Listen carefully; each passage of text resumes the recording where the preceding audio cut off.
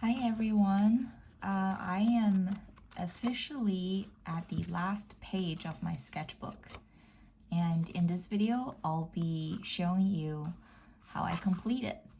And as usual, I'll be using a color pencil, Prismacolor col-erase. It's an erasable color pencil and it's in the shade purple. I'm just going to be doing a very simple 20-minute portrait sketch. And I thought it would be fun to end the year and the sketchbook with a funny drawing. So here we go.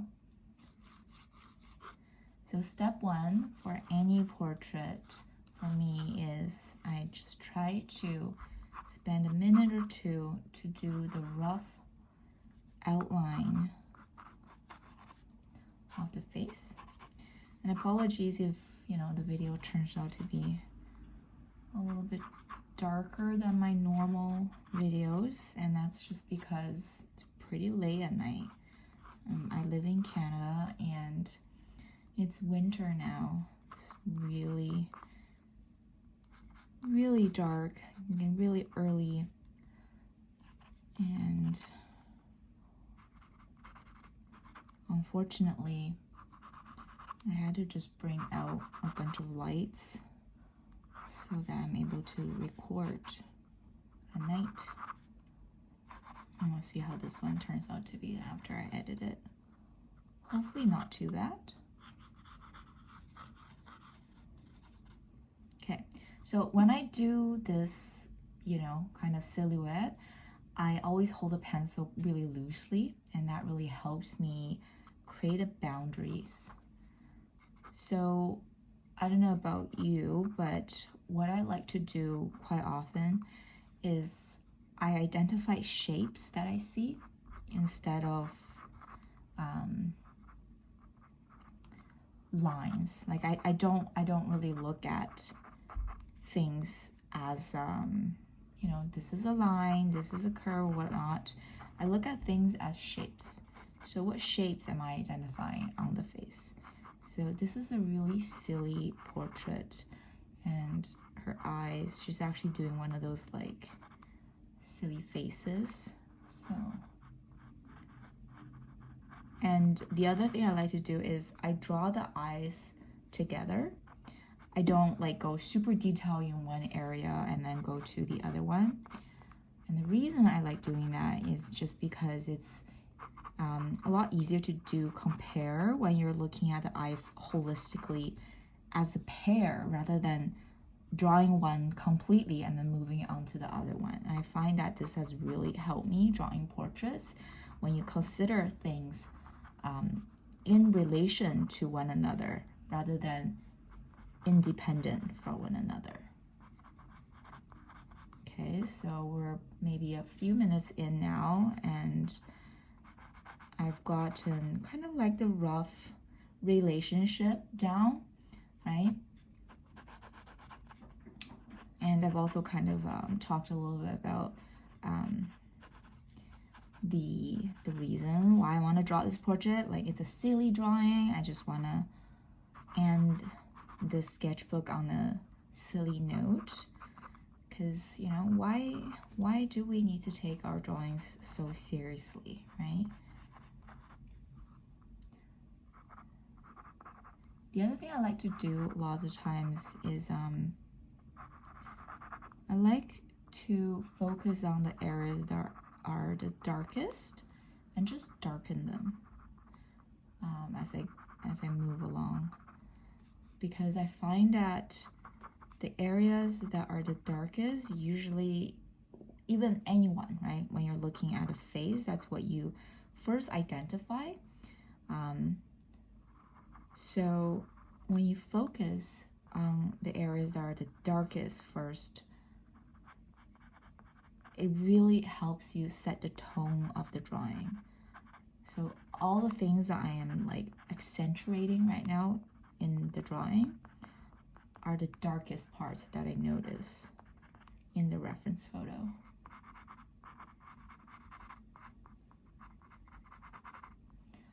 And I'm not going by exactly the reference photo, so I mentioned earlier that the objective of this is just to be silly, right? I'm not trying to capture the likeness of this individual. To be honest, when you're doing a silly face, you don't actually look like yourself most of the time. So the purpose of this drawing for me is just to capture the silliness, right? The facial expression.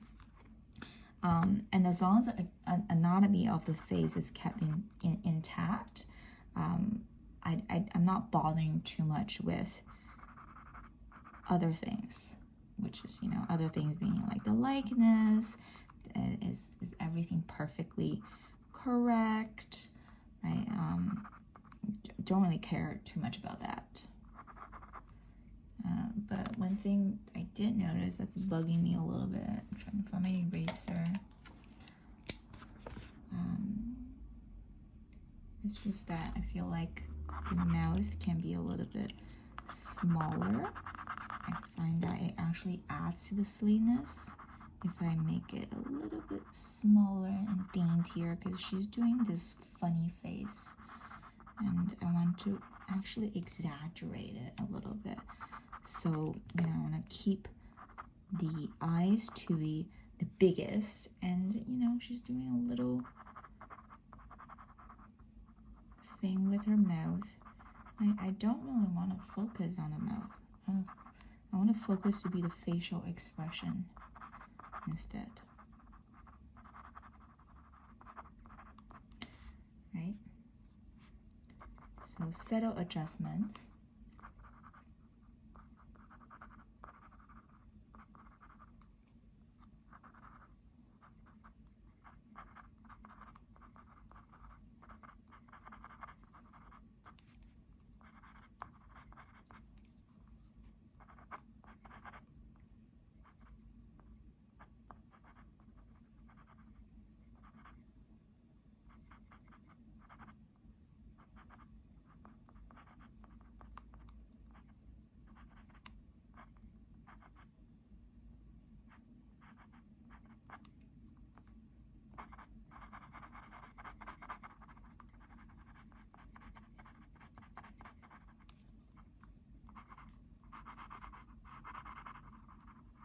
The other thing you can consider as a pair are the eyebrows, right?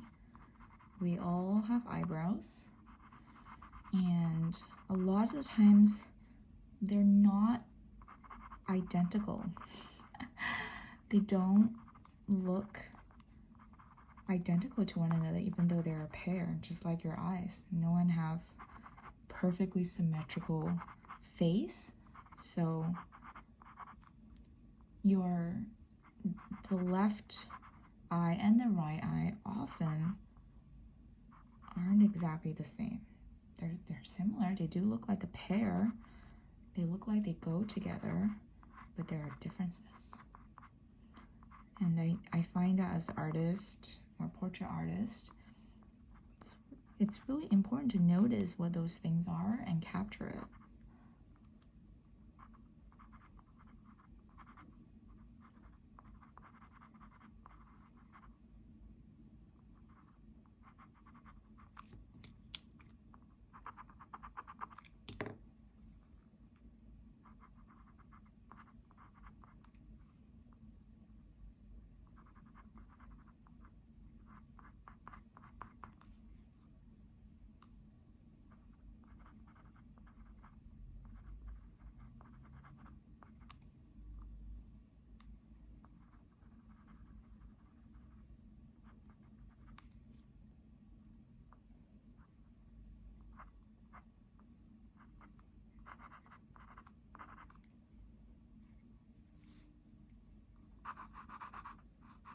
Okay, now that we got the face pretty much figured out, moving on to adding some details in the hair.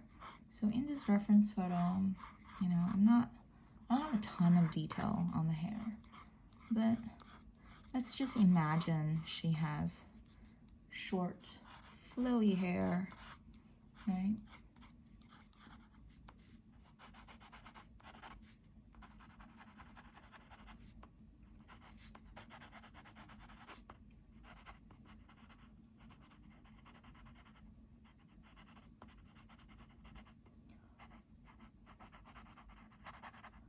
So the reason in the beginning of this video, I kind of mentioned, so there are a couple of things that I do, that I like to do when it comes to portrait drawing.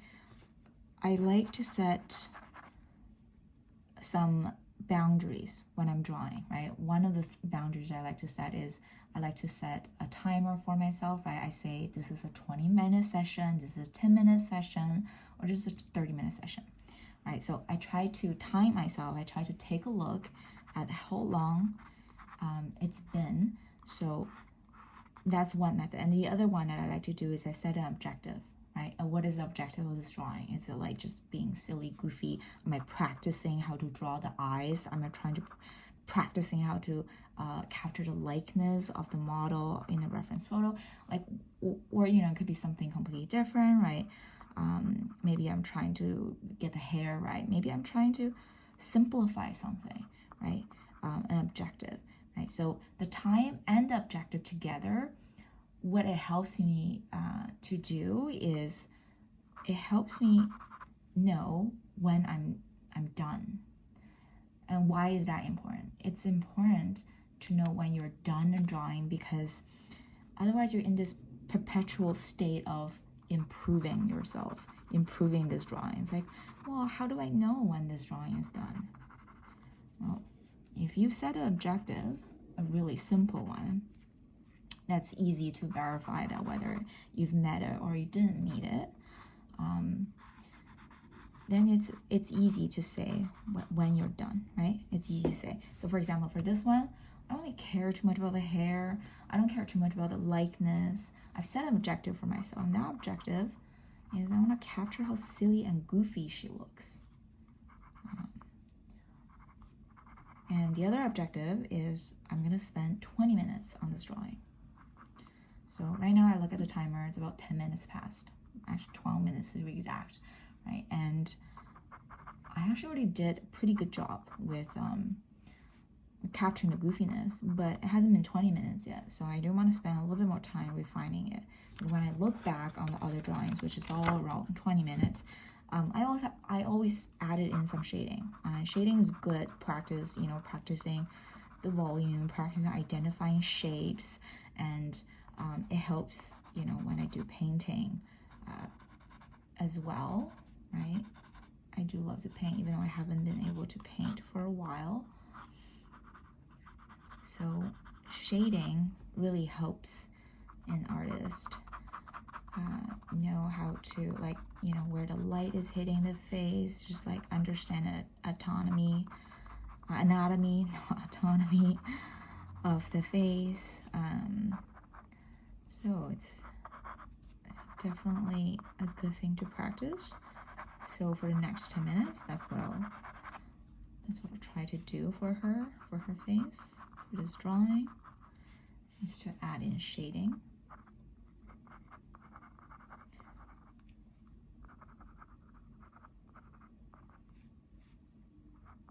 Shading and details.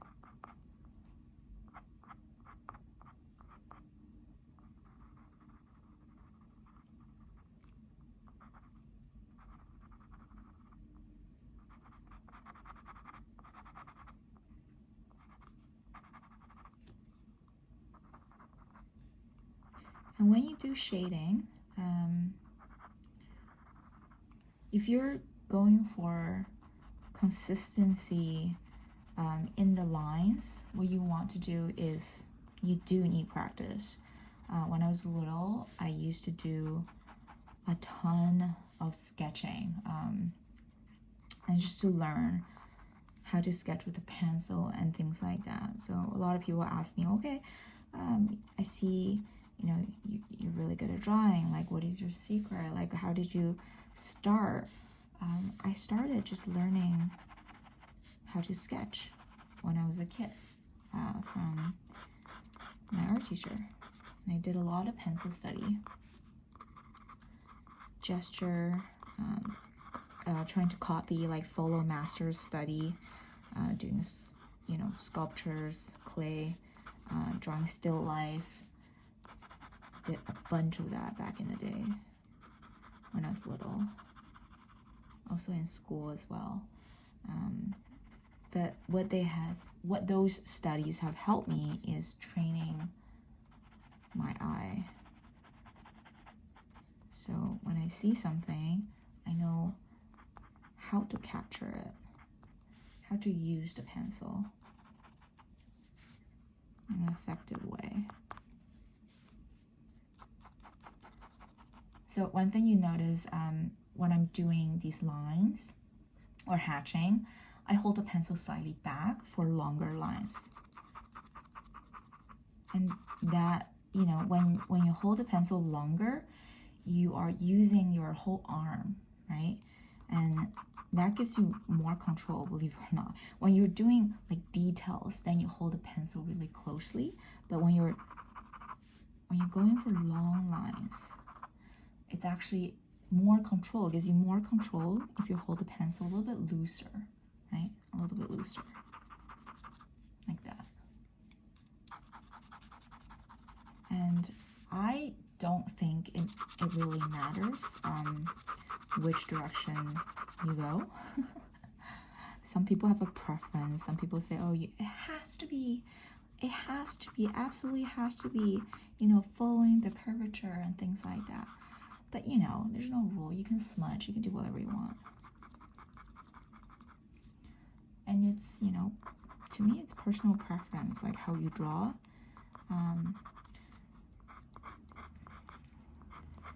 Like, what is your art style? Your art style is just a combination of your preference and your habits. The habit of how you hold your pencil, how you hold your paintbrush, how you mix colors, the color choices, you know.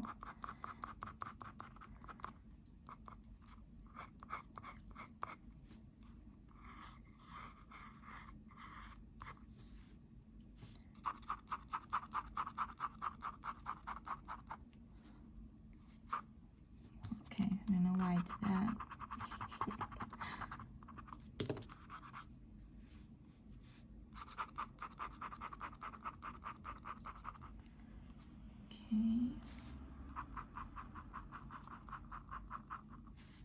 More shading.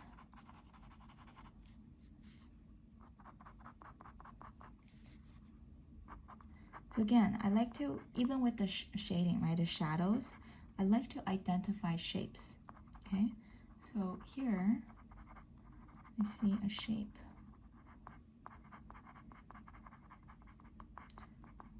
And you can use the shading to create a shape as well.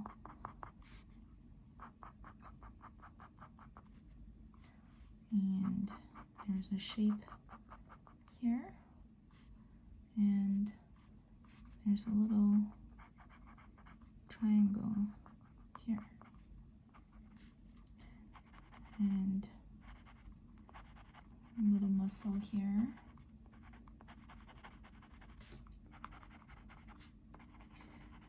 And the other thing is, you see what you see, right? That's what makes the drawing yours. Now, when you look at this, you might not see the same things that I see. You might not draw the things the way I want to put them down on paper. But that's what makes it fun. Everyone's drawing is different, even though we're looking at the same thing.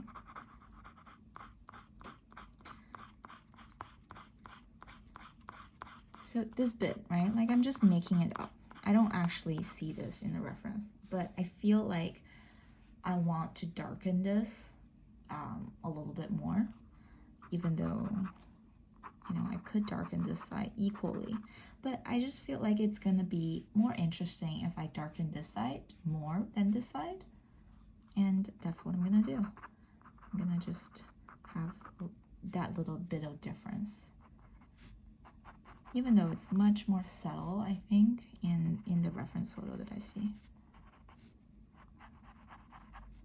But that's just what I'm going to do. And also, she is, even though she's looking straight at you, there's an ever slightly tilt, in my opinion, to this side. So So that's the other reason why I want to just focus a little bit more on that side instead. And I feel like it's going to make the drawing a little bit more interesting. So these are just the, you know, ever so slight decisions that I make as I create these little sketches. And if I don't capture it, I will forget it. If I visit this, look at this drawing a few years later, I'm gonna remember why I did that. Maybe someone else will, but I won't. Again, I see a little triangle here, I see a little triangle here, and that's what I'm going to draw.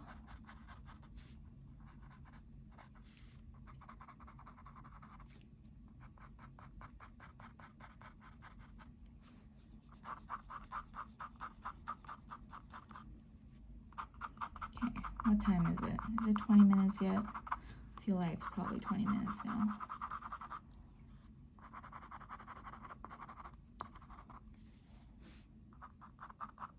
And it is 20 minutes. Okay, so I'm just gonna finish this up.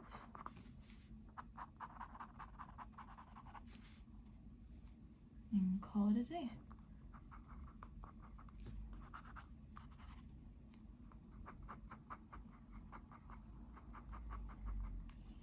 It's so funny, I said I'm gonna finish it up, I'm still spending a little bit more time on it.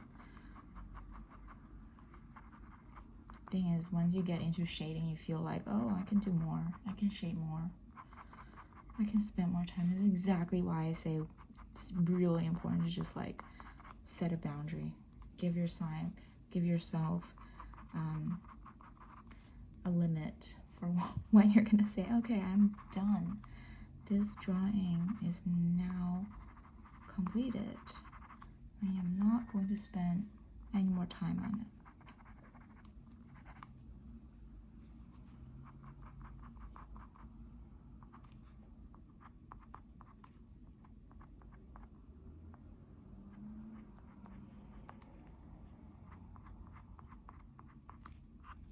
Okay, this is it.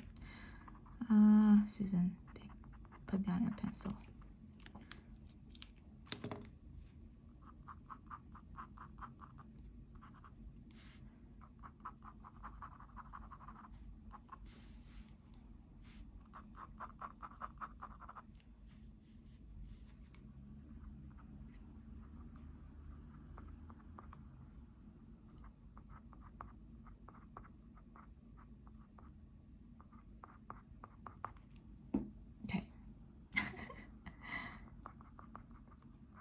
This is it. This is done. Oh my god. Okay. Done, done, done. All right, let's add a little bit of a highlight. Right here. Oh, the thing I hate about this is like I always have to prep it a little bit and to get a new highlighter.